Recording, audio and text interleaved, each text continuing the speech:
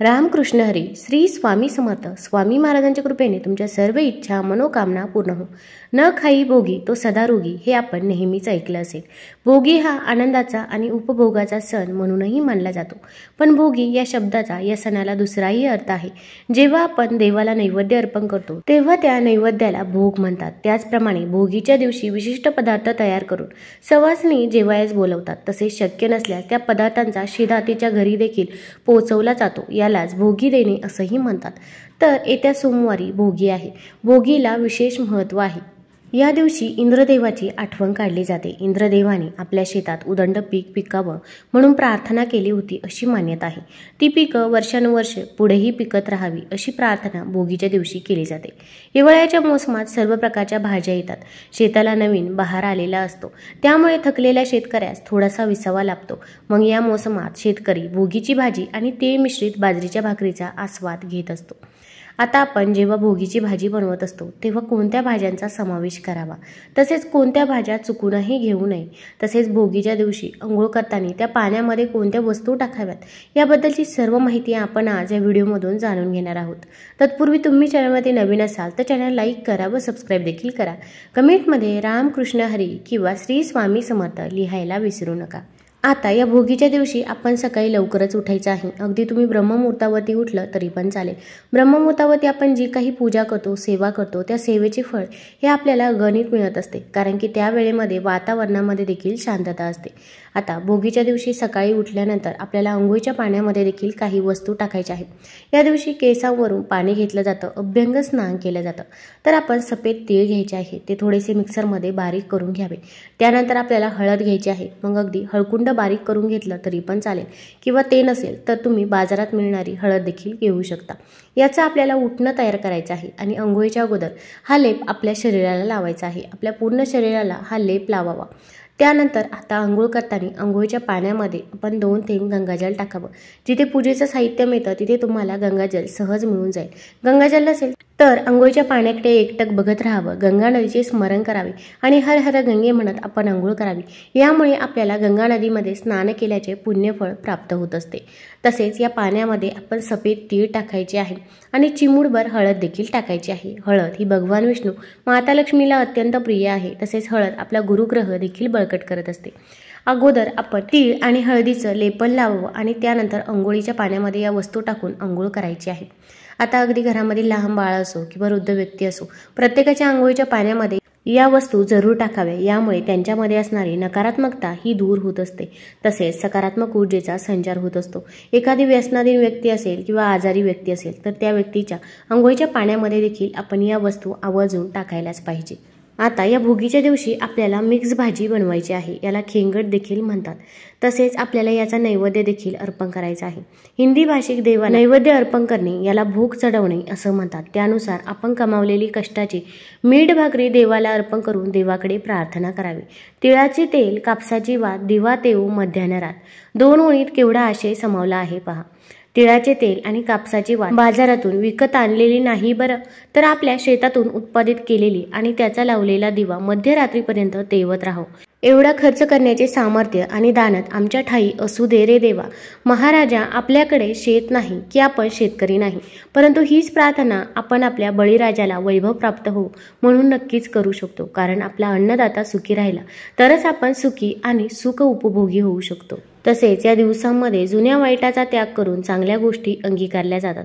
वर्षभर काही चुकले असल्यास तिळगुळ देऊन क्षमा मागितली जाते आणि वर्षभर नात्यातील गोडवा टिकून राहावा अशा शुभेच्छा देखील दिल्या जातात.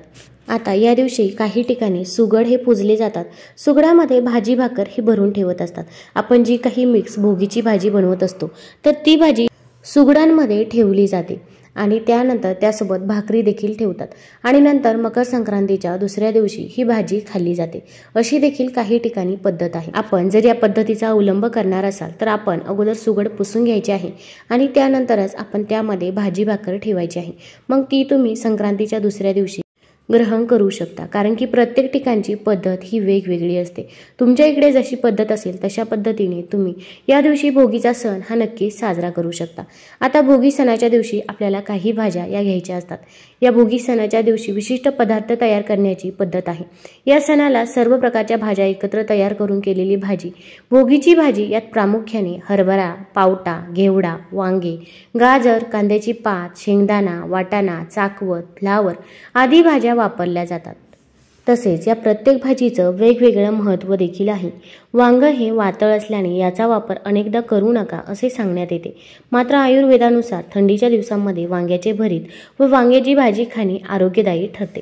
तसेच शेंगदाणा आणि तीळ हे स्निग्ध पदार्थ असून यामुळे शरीराला अधिक ऊर्जा प्राप्त होते।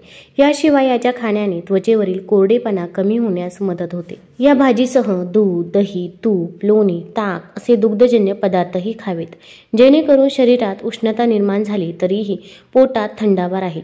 शरीराला ऊब मिळण्यासाठी भोगीची भाजी तयार करण्यात येते। तसेच या भाज्या खाऊन तुमची तब्येत देखील चांगली राखण्यास मदत मिळते। तसेच यासोबत बाजरीची भाकरी देखील बनवली जाते। बाजरी हा उष्ण पदार्थ आहे आणि थंडीमध्ये बाजरी खाणे उत्तम मानले जाते। शरीराला उष्णता देणारे आणि कफनाशक असा बाजरी हा पदार्थ आहे।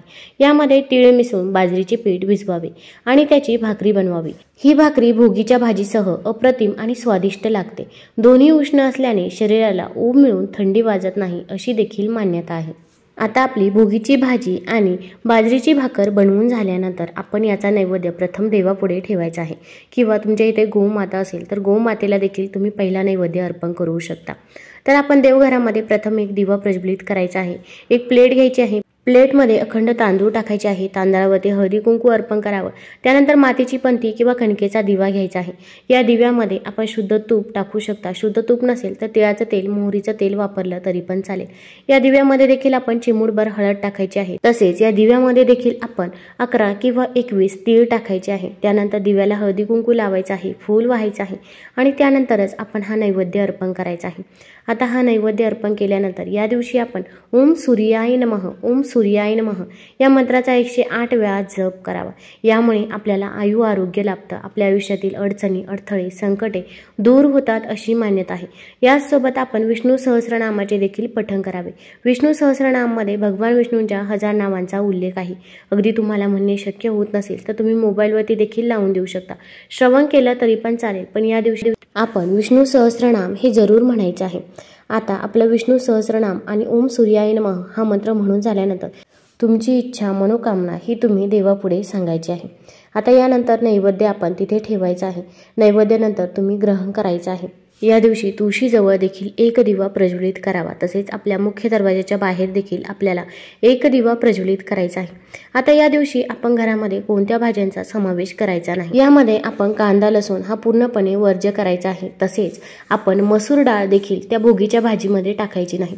तसेच संक्रांतीच्या दिवशी हमखास खिचडी बनवली जाते, तर त्यामध्ये डाळी टाकत असताना तेव्हा देखील आपण मसूर डाळीचा वापर हा चुकूनही करायचा नाही।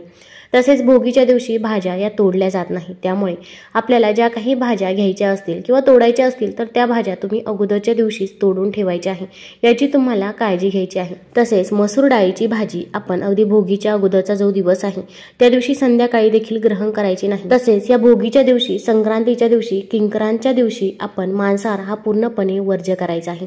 अगदी भोगीच्या अगोदरचा जो दिवस आहे त्या दिवसापासूनच आपण मांसाहार वर्ज्य करावा। तसेच आपल्याकडून कुणाचा अपमान होणार नाही, घरामध्ये भांडण, तंटे, वादविवाद होणार नाही याची देखील काळजी आपल्याला घ्यायची आहे, कारण की आपण जर असे केले तर आपल्याच घरामध्ये नकारात्मकता ही पसरत असते।